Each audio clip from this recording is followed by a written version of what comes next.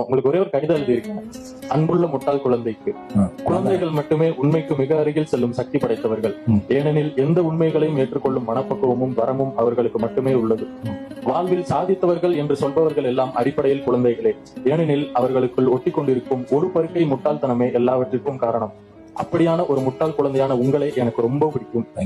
எல்லோரும் சூரியனை பற்றி கதை சொல்லிக் கொண்டிருக்கும் போது நீங்கள் குட்டி குட்டியாக இருக்கும் நட்சத்திரங்களை பற்றி கதை சொன்னீர்கள்.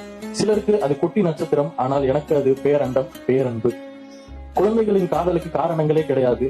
அப்படியாக நீங்கள் கதைகளை காதலித்ததற்கு நன்றி, குழந்தையாக வாழ்ந்து நடித்ததற்கு நன்றி, முத்துக்குமாருடன் பயணித்ததற்கு நன்றி, கோபத்திற்கு நன்றி, சத்தமான சிரிப்பிற்கு நன்றி, அழ வைத்ததற்கு நன்றி, காண்பித்த மலைகளுக்கு நன்றி, குழந்தையாகவே வாழ்ந்து எழுதிய வசனங்களுக்கு நன்றி, உண்மையை கசக்காமல் ஊட்டியதற்கு நன்றி, புத்தகங்கள் படித்ததற்கு நன்றி, புகையை விட்டதற்கு நன்றி.